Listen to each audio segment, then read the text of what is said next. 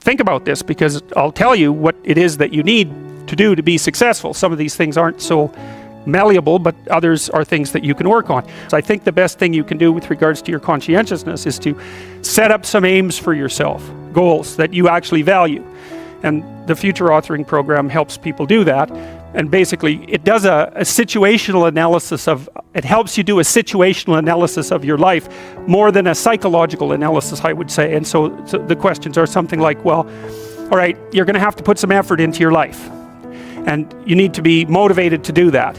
And so what are the potential sources of motivation? Well, you could think about them in the big five manner.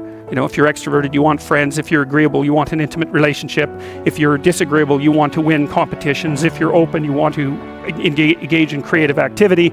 If you're high in neuroticism, you want security. Okay, so those are all sources of potential motivation that you could draw on, that you could tailor to your own, your own personality.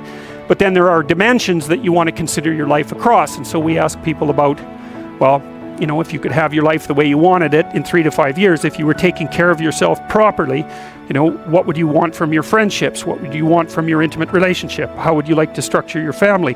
What do you want for your career? Well, how are you going to use your time outside of your job?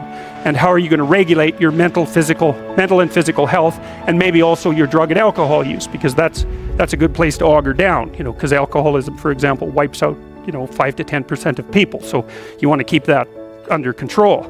And then so maybe you develop a vision of what you would like your life to be, and that associates the goal. Well, once the goal is established, and then you break down the goal into micro processes that you can implement, the micro processes become rewarding in proportion in relation to their causal association with the goal, and that tangles in your incentive reward system.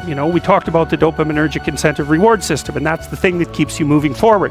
And the way it works is that it works better if it produces positive emotion when it can see you moving towards a valued goal.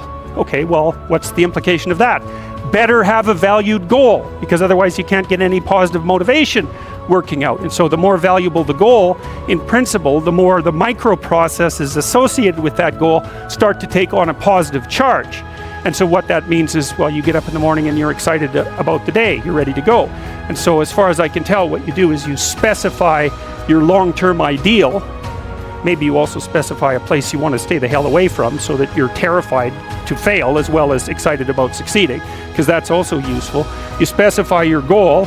You do that in some sense as a unique individual. You want to specify goals that make you say, oh, if that could happen as a consequence of my efforts, it would clearly be worthwhile. Because the question always is, why do something? Because doing nothing is easy. You just sit there and you don't do anything. That's real easy. The question is, why would you ever do anything? And the answer to that has to be because you've determined by some means that it's worthwhile. And then the next question might be, well, where should you look for worthwhile things? And one would be, well, you could consult your own temperament. And the other would be, well, you kind of look at what it is that people accrue that's valuable across the lifespan. So you do a structural analysis of the subcomponents of human existence, and I already did that. You need a family, you need friends. Like, you don't need to have all these things, but you better have most of them. Family, friends, career, educational goals, plans for, time outside of work, attention to your mental and physical health, etc. That's what life is about. And if you don't have any of those things, well, then all you've got left is misery and suffering. So that's a bad deal for you. So once you set up that goal structure, let's say, and that's really in many ways that's what you should be doing at university. That's exactly what you should be doing, is trying to figure out who it is that you're trying to be, right? And you aim at that, and then you use everything you learn as a means of building that person that you want to be. And I really mean want to be. I don't mean should be, even those things are going to overlap. And it's important to distinguish between those, because that's partly, and this is back down to the micro routine analysis. So if I was saying, well, you're going to try to make yourself more industrious. Okay, number one, specify your damn goals, because how are you going to hit something if you don't know what it is? That isn't going to happen. And often people won't specify their goals too, because they don't like to specify conditions for failure. So if you keep yourself all vague and foggy, which is real easy because that's just a matter of not doing as well, then you don't know when you fail. And people might say, well, I really don't want to know when I fail because that's painful. So I'll keep myself blind about when I fail. That's fine, except you'll fail all the time then. You just won't know it until you've failed so badly that you're done. And that can easily happen by the time you're 40. So I would recommend that you don't let that happen. So that's willful blindness, right? You could have known, but you chose not to. Okay, so once you get your goal structure set up, you think, okay, if I could have this life, looks like that might be worth living, despite the fact that it's going to be, you know, anxiety-provoking and threatening, and there's going to be some suffering and loss involved and all of that. Obviously, the goal is to have a vision for your life such that, all things considered, that justifies your effort. Okay, so then what do? Well, then you turn down to the micro routines. It's like, okay, well, this is what I'm aiming for. How does that instantiate itself day to day, week to week, month to month? And that's where something like a schedule can be unbelievably useful. Google Calendar. It's like, make a damn schedule and stick to it. Okay, so what's the rule with the schedule? It's not a bloody prison. That's the first thing that people do wrong. They say, well, I don't like to follow a schedule. Well, it's like, well, what kind of schedule are you setting up? Well, I have to do this, then I have to do this, then I have to do this, you know, and then I just go play video games, because who wants to do all these things that I have to do? It's like, wrong.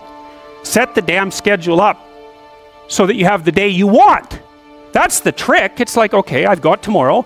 If I was going to set it up so it was the best possible day I could have, practically speaking, what would it look like? Well, then you schedule that. And obviously there's a bit of responsibility that's going to go along with that, because if you have any sense, one of the things that you're going to insist upon is that at the end of the day, you're not in worse shape than you were than at the beginning of the day, right? Because that's a stupid day. If you have a bunch of those in a row, you just dig yourself a hole and then you bury yourself in it. It's like, sorry, that's just not a good strategy. It's a bad strategy. So maybe 20% of your day has to be responsibility and obligation, or maybe it's more than that, depending on how far behind you are. But even that, you can ask yourself, okay, well, I've got these responsibilities. I have to schedule the damn things in. What's the right ratio of responsibility to reward? And you can ask yourself that, just like you'd negotiate with someone who is working for you. It's like, okay, you got to work tomorrow. Okay, so I want you to work tomorrow. And you might say, okay, well, what are you going to do for me that makes it likely that I'll work for you? Well, you could ask yourself that, you know. So maybe you do an hour of responsibility and then you play a video game for 15 minutes. I don't know, whatever turns your crank, man. But, you know, you have to negotiate with yourself and not tyrannize yourself. Like you're negotiating with someone that you care for, that you would like to be productive and have a good life. And that's how you make the schedule. It's like, and then you look at the day and you think, well, if I had that day, that'd be good. Great. You know, and you're useless and horrible, so you'll probably only hit it with about 70% accuracy, but that beats the hell out of 0, right? And if you hit it even with 50% accuracy, another rule is, well, aim for 51% the next week, or 50.5% for God's sake, or because you're going to hit that position where things start to loop back positively and spiral you upward. And so that's one way that you can work on your conscientiousness, is to plan a life you'd like to have. And you do that partly by referring to social norms. That's more or less rescuing your father from the belly of the whale. But the other way you do that is by having a little conversation with yourself about, as if you don't really know who you are, because you know what you're like. You won't do what you're told. You won't do what you tell yourself to do. You must have noticed that.